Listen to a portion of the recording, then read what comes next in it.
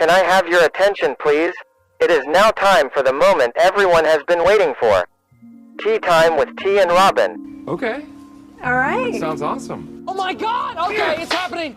Everybody stay calm. Everybody stay calm. Everyone, what's the procedure? Stay calm. Wait. Everybody, calm down.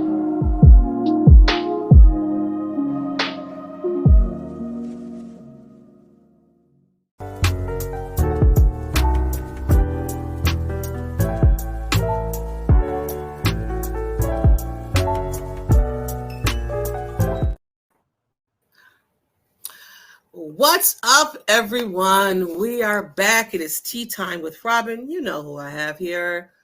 It's Miss Robyn. Hi, Robyn. How you doing? Oh, I'm just mighty fine here in Wyoming, where it's been 37 below. Yeah, man. I think all of us are going through some winter wonderland. I don't know about the Wonderland. I don't know if it's beautiful, but we're going through something right now. But yeah, it's a hot mess here in Buffalo. Well, yeah. Buffalo, it's actually snowing right now. But in the South towns, I don't know what it's doing in the South towns, but they had a lot of snow. And we're going to get into all of that. We're going to start with a recap of what happened this Monday. I was about to say Sunday because the game was moved. So it was moved. How did you feel about it being moved? Let's talk about that first. Well, I didn't really feel like it was an advantage or disadvantage. I'm glad that it was moved because I think for the safety of people, it was not safe. And it's frustrating to talk about it. We'll talk about it later. But I thought they did a decent job of the logistics involved, with trying to move a game from one day to the next, I know, right? That can be problematic for a lot of reasons. As far as how it affected the football players, I think it was kind of along the lines of what Josh Allen said in an interview when he was asked about whether or not the delay had any effect on the football players.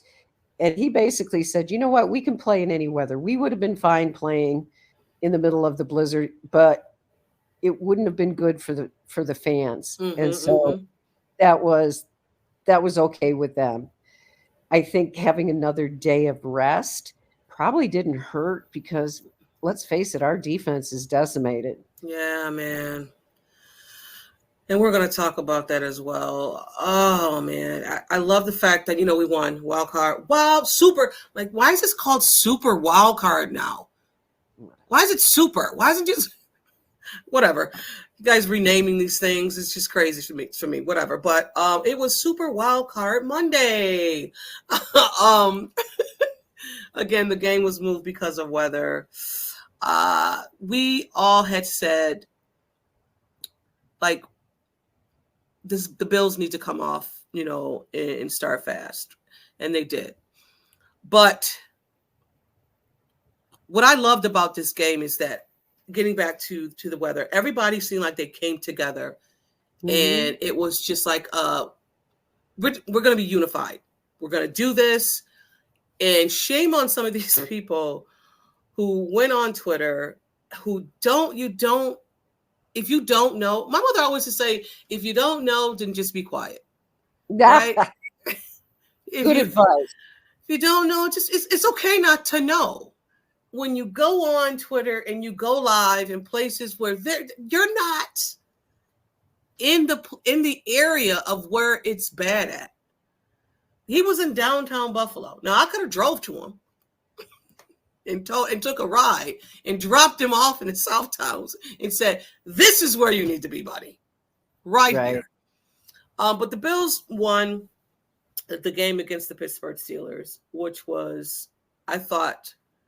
It was, first of all, it was beautiful. If you didn't look in the stands, you wouldn't have known it was really any snow in the stands because the way they cleaned up right, it looked great. Bring your own shovel day. Oh man, yeah. Did you see the pictures where they were sliding down the stairs? This game had a lot to it, Robyn. It did, right? It truly did. You know, the thing that stood out to me the most was the first part of the game. And we'll talk about this a little bit in terms of the fast start. But what I thought was impressive and necessary is for total domination, to come out and be at your best. And they were offense, defense, up and down. And they were ready. They were ready to play. And I have to agree with other people who have been commenting about the game and what stood out. You just can't ignore how special Josh Allen is in the playoffs. Yeah. He Different level.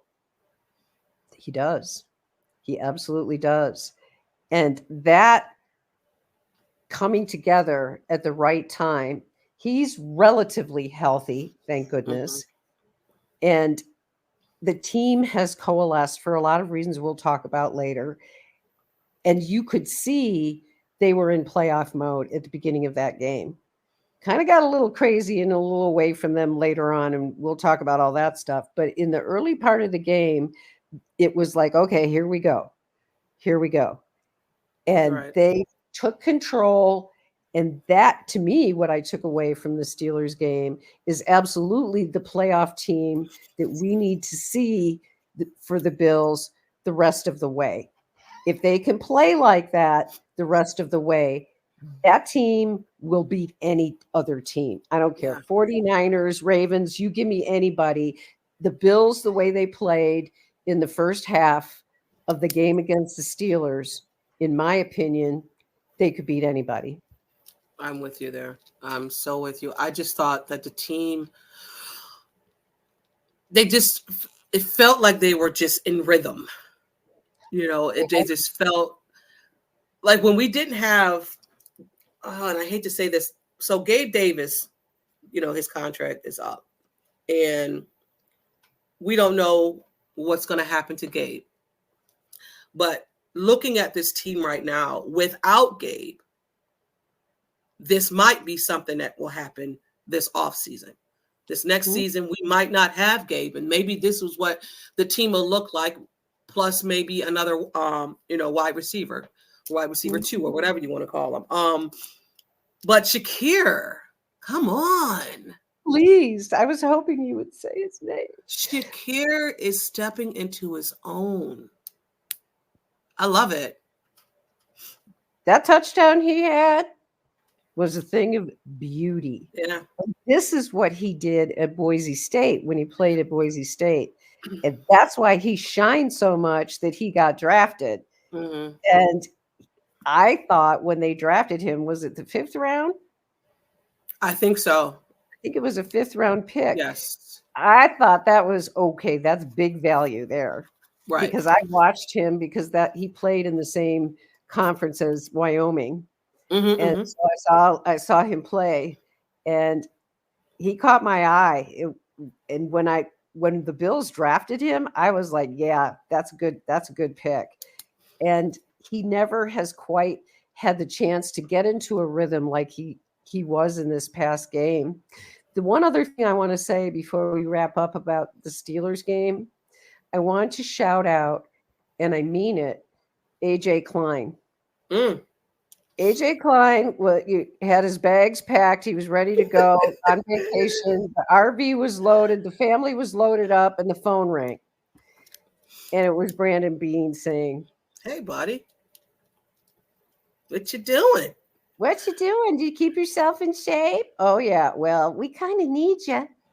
And he came up and took the green dot because he knows Sean McDermott's defense. Since at least that part, right? Since then. And AJ Klein, in my opinion, is the kind of player, he wasn't blessed with great physical ability. Mm-hmm. He's a football player. Yeah. He's a football player. He has his limits. I get it. But this guy to come in and do what he did against the Steelers, props. And he even got props from Josh Allen after the game because Josh Allen saw what he did. And let's face it, we're down to bare bones in the linebackers situation. And so for AJ to come in and do what he did, I thought that was just super good. Yeah, I like that as well. But let me piggyback when you were talking about Shakir. I love Shakir. Shakir reminds me of two players. I said this yesterday on a pod, Coast to Coast, my guy Whittle and beyond. He reminds me of Robert Woods, body-wise. Oh, yes. Body-wise, and Oman St. Brown. I might be saying his name wrong, in Detroit.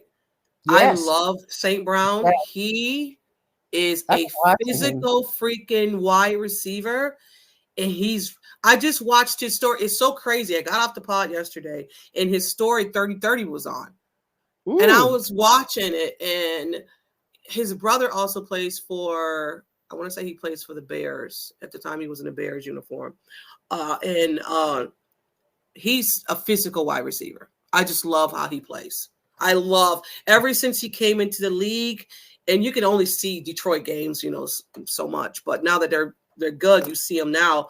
But he's a physical wide receiver, and I think Shakir and Robert Woods, they all have that body type, and I love Shakir. Like me and Mike has been high on Shakir. I've kind of fell off.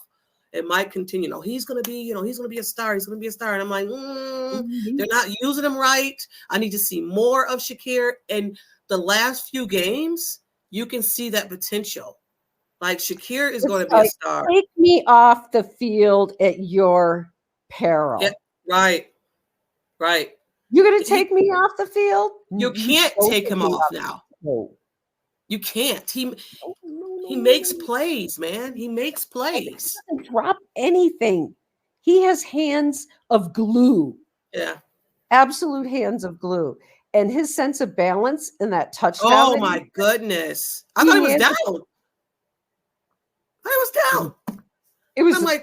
I was like, whoa. How is he up? How did he do that? And I'm watching the replay going, oh, my gosh. It's like he sat down. Yes. And the guy went around him and he was like, oh, I'm not down. Nope. Yeah. Nope. It was a fun game to watch, though. It was fun. With everything that happened, going up to that game and to have that type of game, I was like, we kind of needed that. Needed that. So speaking of that, speaking of needing that, at any time during the game, did you feel that the Bills were going to lose? I did not. And it was basically my rational brain overcoming my irrational brain and realizing that when you look at the Bills roster and you look at Pittsburgh's roster, the Bills are a superior team and they're playing with multiple layers of depth. Right. Especially at the time.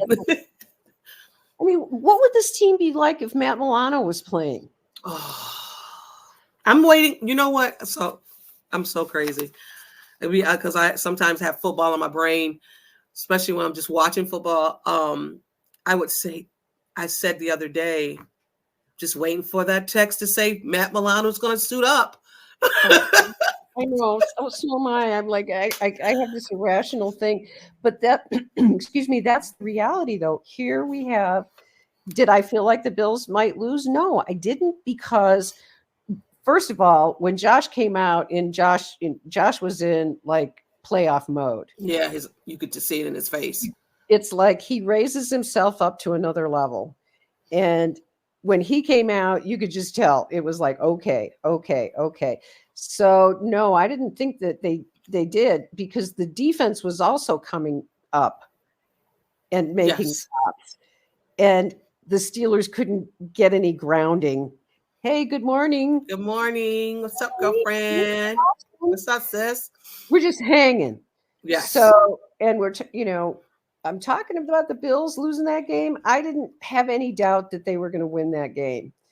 Even when things got a little crazy, And maybe Towards this is the place we talk about this, but I do have some grave concerns about our special teams.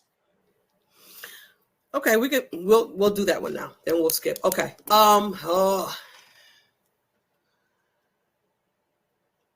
never, the last 2 times I've been saying about the special teams hasn't been that special. We had, wasn't it him? Was it Bass when I said the special teams were not that special? No, because it was a kickoff and they ran it for a touchdown, and that was New England, and that's when I said the special teams are not that special.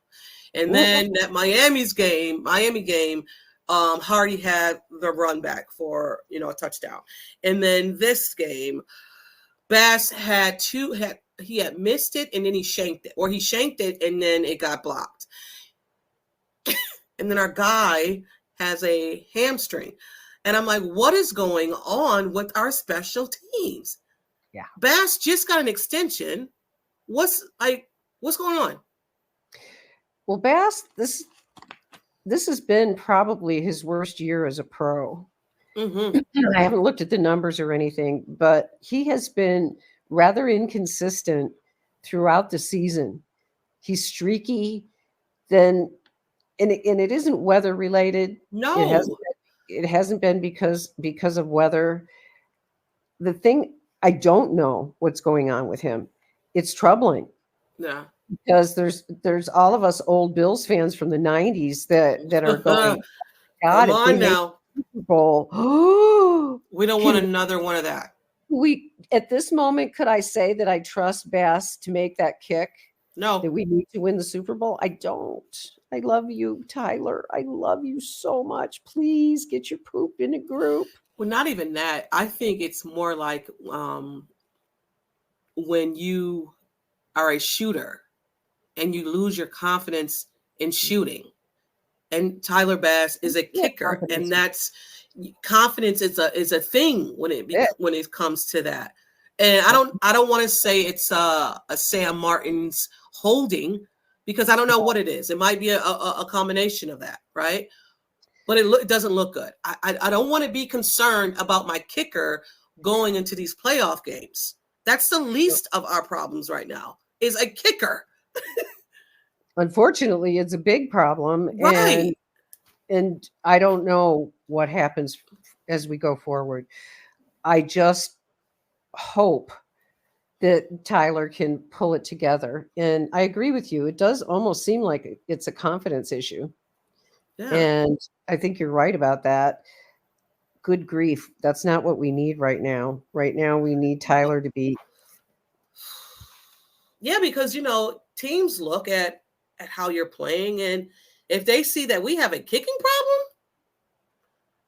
they're going to go for it on 4th down. Oh my God, yes. But I also, a bad thing. I was going to say, I think that Sean should do it anyway. Mm-hmm. They're 4-2, go for it. Definitely go for it.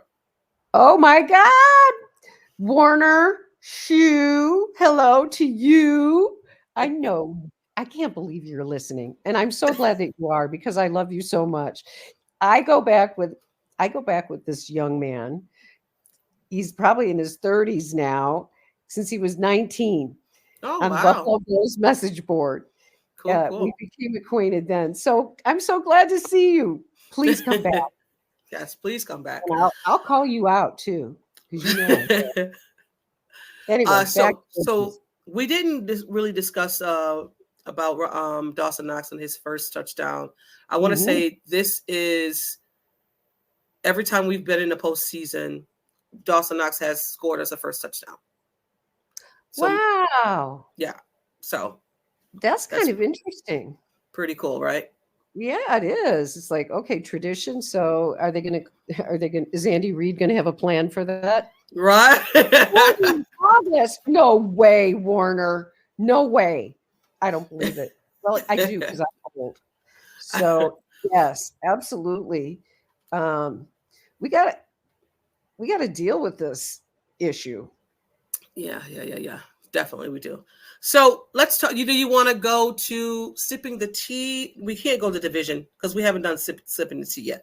So let's Warner. I think you got my co-host off keel here, but it's okay. You didn't mess her up because now you're turning 40. I'm totally messed up. I've been messed up for a long time. It's Sorry cool, but that. let's go to sipping the tea. For me, come on, just spill that. Come on, just spill that tea for me. Spare no dirty tea. Yeah, tell me everything. Come on, just spill that. Okay, so we are spilling the tea right now because I think I said sipping, but we're spilling the tea. We are spilling the tea. Robyn has the spilling the tea that she wanted, and I'm going to piggyback hers. So. Yeah, because it's worth it. It's worth the time for us to spend. I've talked about this on other podcasts, but I'm bringing it up again because I find it incredulous that the national media and most people outside of the Bills sphere do not give enough credit to Sean McDermott as a play caller with this defense. How many substitutions has he had to make in terms of players lost? How many times has he had to switch around on the fly because somebody got carted off the field or taken off the field? How many times is Taron Johnson going to have a concussion? I'm worried about that way. Robyn, I didn't even see that concussion. So somebody on Twitter, I guess, took video of the concussions, the last two that he had. And he got hit on the side of the helmet. And I didn't even see it during the game. And it looked, oh my God, it looked so horrendous. He got hit and he tried to continue to run, and he was just running, like walking to the side. And I was like, oh my God, it looked bad. But the fact that he practiced limited, I'm like, what? It's crazy. And I worry very much about Taron because that is the way that he plays. He plays so hard. That's the card that he plays. But his body is not necessarily built for that. And the problem with concussions, and you and I have talked about this on previous podcasts, is that once you start having concussions, multiple concussions, each one that you have, it becomes easier and easier for the next one. Yeah. So I'm very, very worried about him. But back to Sean McDermott, we have to step back and take a moment to appreciate our head coach and what he has done with this defense this year. Given the amount of injuries that have plagued the Bills on defense, it's kind of unusual to have a season where the vast majority of your injuries were on one side of the ball. I know. Our offensive line has been intact all season. That's nuts. That hardly ever happens. So now here we are in the postseason, and Sean McDermott. I'm knocking on stuff. Yeah, exactly. Exactly, girlfriend, because we have to hope that all the Band-Aids and everything else that we have going works. Yeah. But there's nobody in the NFL that has done more with less than Sean McDermott and his defense this year. And you don't hear anyone saying anything about it. If they do, it's a clip. Well, Josh and the offense is, they're reeling right now. But Sean in the defense. But anyway, did you see? Exactly. Talk about that defense. Talk about that defense. That no-name defense. Right. What they are now, because only they didn't one person on the Pro Bowl, and it was Teron, who deserves it. Don't get me wrong; he definitely deserves it. He's the first nickel corner, I think. It's crazy, Robyn. Yeah, I know they didn't recognize that as a kind of separate category. But so you go from you didn't look at Bernard, you didn't look at Ed. Someone said, well, we got to give them something. We got to give them something. We just can't have not one. They're doing something here, guys. The Bills are doing something here. You know, we got to get them. Okay, what's that guy's name? Taraji. What's his name? Him, Johnson. Let's give it to him. And no disrespect to him at all, none. But you mean to tell me that there was no? And I get it. You probably can't give it to Michael Hyde. You can't give it to Jordan Poirier. I understand Ed that. Oliver, please. You could have gave it to that Ed Oliver. You Please. could have given it to him. This was the year to do it, too. Smack in the face. Yeah, totally. And that defense. But this is what we see with Buffalo and the national media. We're always an afterthought. We're not Dallas. We're not Miami. We're not New York. We're not LA. It's Buffalo. And we are perceived differently. And it's a shame because our coaches, our players are under-recognized repeatedly. And Sean McDermott, it's appalling to me. No offense to Brian Daboll, none whatsoever. But it's offensive to me that somebody like Brian Daboll can be coach of the year in his rookie season as a coach. And Sean McDermott has coached for 7 years, and he's been, in the top 5 because it's been his defense. It's Leslie Frazier, but it's Sean McDermott. Anytime Leslie Frazier wasn't doing well, Sean McDermott took over and put the headset on, and there they went. Right. So I'm pissed that Sean McDermott repeatedly gets overlooked for the hard work that he does. And he's humble enough. He doesn't care. Yeah. He's not Rex Ryan. He doesn't want his face in the media. He's low key. And that's part of the issue. And it's part of the reason why people don't give him the credibility that he deserves, in my opinion. But you know what? That's everyone on that defensive side of the ball, though. Like maybe one person, like they're all like this low key, we're going to show them type of a person, a player on that defensive side. I mean, the whole offense, I think the Bills team in general might be that way. Like you might have guys that'll say, no, I want to be recognized. But in all, that's the attitude of this Bills team. Mm-hmm. It's a culture put your head down and just work. Humble and hungry. Yeah. If someone will recognize you, and if they don't, oh well, the next man next to you will. And next man up when somebody gets in. And speaking of next man up, I mean, that injury report yesterday, Jesus, it was just, let me see if I have it. It was just long. And we haven't really had, we've had an injury report. Can I find it? Because I know I sent it. I can't find it. Yeah, of course I can't find it because I'm looking for it. But anyway, it was just we might get some of the guys back on Sunday, and hopefully we do, because we're going to need Russell Douglas, please. We're going to need him. We're going to need Benford. If we don't have Benford, we have Jackson and we have Elam. And speaking of Elam, what do you think, girl? Tell me, girlfriend.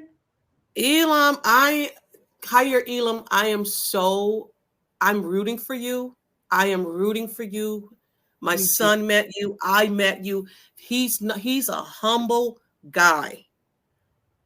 When I spoke to him, he was just like, I said to him, I said, don't give up. I'm like, who am I? I said, I know it's rough right now. Right. I said, I know it's rough right now. I said, but I truly believe that you're going to be a star in this league. And he was just looking at me like, okay, and I'm just like, I'm a big fan. And when because first he got ran over, and I was like, okay, all right, don't worry, live to move another day, to live another down. Then he got the pass interference. I'm like, all right, okay, I'm still rooting. And then he got the freaking interception, and I jumped out of my seat. Oh my God. I was just like, yes. And that's confidence, what he Robyn. needs for his confidence. This was so good for his confidence. Don't give up on this young man. He Yeah. still has so much potential. Yes. Oh, Yes. oh, hi, Robbie Hey, Snyder. Robbie. I just love, and maybe this is just a turn for him because Jordan Phillips went on his Instagram and said, "You guys just don't understand what this guy has been through." And for me, I'm like, I think hopefully this is a turn, right? As a turn of the page to say, I'm still here.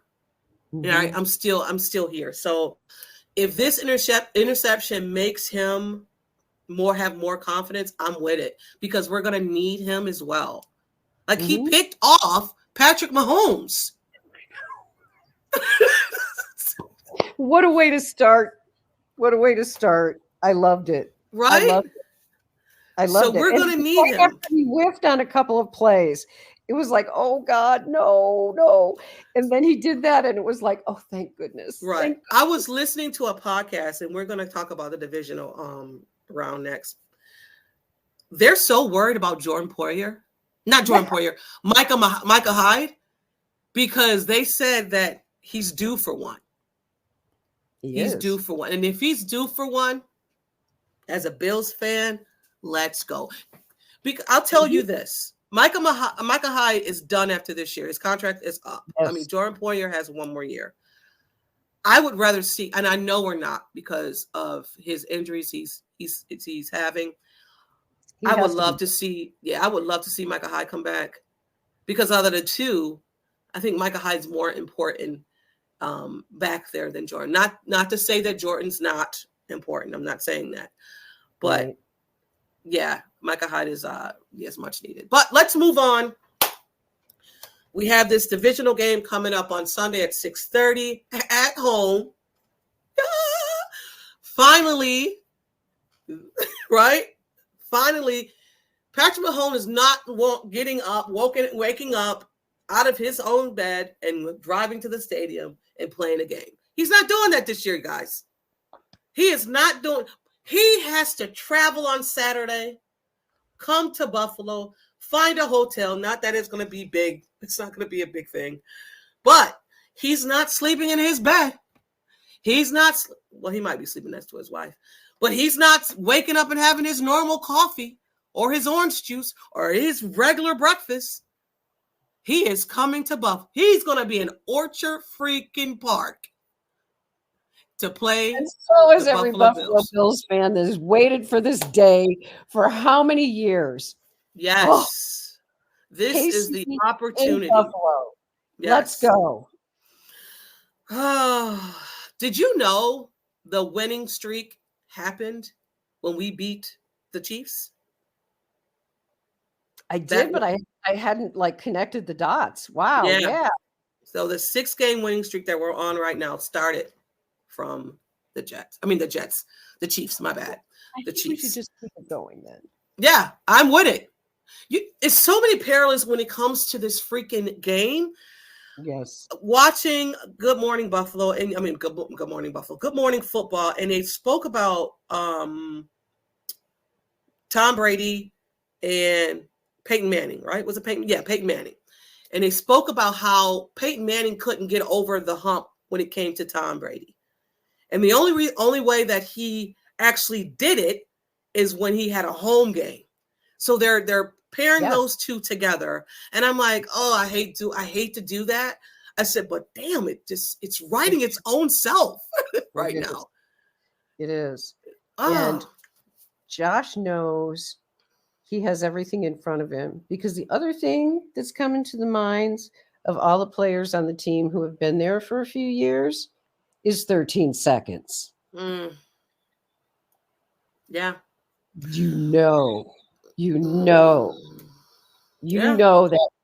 that's in the burn, baby. Burn. And that burns inside of Josh Allen. What I'm hoping for is that we don't see any sugar high, that we see what we saw against the Steelers, because he came out and there was no evidence of sugar high whatsoever. he just came out focused and ready to play. And I think he will again. And that's what we need. That's exactly what we need. In order to beat the Kansas City Chiefs, Josh has to be at the top of his game. And the offense has to score a lot of points because our defense may not be able to stop Travis Kelce. I would love to see Rasul on him, though. I would like to see it because he's a big physical cornerback. And not for nothing, we all know teams step up a different level when you're in the playoffs. You know, and we know that this Kansas City Chiefs team, their offense has been struggling. Wide receivers are dropping balls left and right. Kelce doesn't look like, you know, the guy like looking old. Yeah, a few years back. But I don't put nothing past he does. I put nothing past Andy Reid. Nothing. He's a Bill Belichick, right? In his prime. They say Andy Reid does not open up his book fully until the playoffs. That's what I've been told. I'm certain. And the trick plays and the stuff that he does, you have to be ready for that, because that game against KC in the regular season, yes, he could have lost if Kadarius Toney's foot wasn't over a line. Even though we had some more minutes on the clock, time. But yeah, you're right. We could have lost that game, and we have got to be better than that. Yeah, the Bills have got to be better than that in the playoffs. I don't care where Kansas City's playing. You saw Kansas City, what they did to Miami. They also shifted into playoff mode because, like you said, they've been playing like dogs for weeks. And Mahomes is not having a great year. They don't have wide receivers, anybody other than Kelce. And if you can stop the run, Pacheco, that man runs like he's mad at the. I will say this: he runs like he's mad at the ground. Yes, he runs so hard. It's like, why does this guy running this hard? Mad at the ground. I love it. But a factor I think will have to be our for me will be James Cook. We ran on them last time we played. James Cook was a factor in that game. He had some catches as well. He ran the ball well. I think if we do that, and we have to protect the ball. Ugh. That's the other reason about the Steelers game. That game we won because we had no turnovers. Yeah. And that's where we've got to be again. This is where Josh has to gain some control. And this is where Andy Reid will try to get in his head. Oh, no, yes. And this defense, Andy Reid's defense this year is much better than his defenses have been in the past. So that is on Josh Allen to be at the top of his game, because Andy Reid is going to throw anything at him. And you made a good comparison, because he's like Belichick, Andy Reid. He's like Belichick in terms of brilliance. Right. The only thing that concerns me is this defense, is Kansas City defense. I mean, they have what's his name back there? Jones. He can wreck a freaking game. Their line is solid. Yeah. And they have some good linebackers. They have Drew Tranquil, who didn't play in the first game that when we played, he was injured. They have Nick Bolton, who just came back from an injury. So he was probably still trying to get his feet underneath him. So their linebackers are going to be a problem. Yeah. So if Josh wants to get out of the pocket, they can run him down. So he's going to have to play maybe a dink and dunk type of a style game. Mm-hmm. You know? And he may need to run more. And be patient. Run and be patient. And Josh sometimes don't want to be patient. And they'll blitz when it comes to McDuffie, I think his name is. McDuffie, thank you. Josh got to get the hot read. He has to get the hot read, man. Like all these things that sometimes he doesn't want to do, you have to do with this team to move on. You have to be mentally disciplined to be. Say it again, Robyn. Yes. Mental discipline. That's what it's all about. Absolutely. And yeah. Oh my gosh. I'm getting excited. Me I'm getting too. excited. I'm getting excited. So yeah. This game is going to be. It's going to be lit. And you know what? Fans. Yes. Oh, they're going to. It's going to be so wonderful for the fans of Buffalo who are going to be there to be able to celebrate a home playoff game against Kansas City. It's nuts. It's going to be absolute nuts city. Bonkers. Mm-hmm. If and I will be there in spirit. Oh, me too. Me too. If it happens the way everyone is saying it should happen, that stadium is going to go insane. Yes, it is. Finally beating the boogeyman, right? Oh, man. Finally beating Josh. This is it. This is your moment. You have said home games are very important. If we get some home games, we're good. Well, you got two. And if the Texans beat Baltimore and the Bills win, they'll have 3. Right. Oh, right. Oh my God. I can't even think about it. But the one thing that we did not talk about before we get out of here was the run. Josh Allen's 52-yard touchdown run. It was a thing of beauty. It was totally a thing of beauty. When he started that run, we saw this kind of stuff from him when he played at Wyoming too. Yes. He would just be crazy. You'd see, oh, there's opening. Off he would go. And this run was a thing of beauty that people will talk about this run for years and years and years to come, because did he fake the slide or was he juking a guy? That's a big debate because he runs so dorky. He does, but he runs fast when he has another gear. I was absolutely amazed at the end of that run. He was still accelerating. He was not. He said he looked at himself in the jumbotron and couldn't believe that there was no one behind him. Yes. Oh my God, he deserved that, and it was an absolute. It was an absolute classic that will be shown for years to come. He is such an exciting player to watch. Because you just never know. You just never know what he's going to do. You don't, because he will do the things that other quarterbacks will never do. So, sit tight, put your seatbelts on, and let's go. Let's go, Buffalo. It's going to be a fun watch. I mean, you have Josh, who does some amazing, like he hurdles over people who. He's throwing even that game. Actually, it was that game. He was out of bounds. He threw the ball back in and hit his wide receiver. You got Patrick Mahomes flicking the ball underneath. Like, these two guys do things that other quarterbacks can't do. It's the best that football has to offer. Yeah. It's the best show. Oh, it's going to be fun. Right now. I wish I was just a fan watching and not a fan of a team watching, because I think it would be just amazing just to watch two quarterbacks that are elite. I don't care what no one says.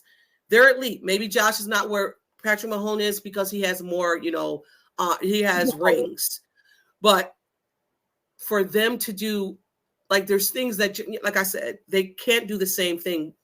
But it's going to be so amazing to watch these two play on Sunday. It is. And you see why they got the prime time slot. Come on. Come on. Although I have to say, being the old fart that I am, to have to sit and wait all day, I will clean my house. My house will be the cleanest house in Wyoming. What do you do? I know you text me and said the house is double clean now. Like, the house is going to be just spick and span. It's a long day. I'm telling you what, all the way to 6:30. At least it's not 8, right? Yeah. Yeah. So it's 6:30. That's 4:30 our time. So that's even better. Yeah. That's Yeah, no problem. Yes. Well, thank you everybody for listening to our blab. Yeah. We appreciate it. Yeah, we appreciate it, guys. You are a doll. I just didn't do anything without you. You are my shining a star. Thank you. I appreciate you too. What did he had something to say here to you? Oh, we talked about that before, Robbie. We did. We talked about check the podcast out later in where you catch up where we talked about Shakir, because both of us feel very strongly that Shakir has a big role to play in the game coming up for sure. Yeah, so go back and listen, and we had some great thoughts on Shakir. Shakir is definitely going to step up, and we see that happening. But again, thank you, Robyn, for always being by my side. I appreciate it and love you too. Guys, thank you for listening. We appreciate you as well. This has been Tea Time with Robyn, and it's always Go Bills. And we're going to win. Yes. We are going to win. Until next time, Mafia, this has been Tea Time with T and Robyn. The Bills make me wanna shout.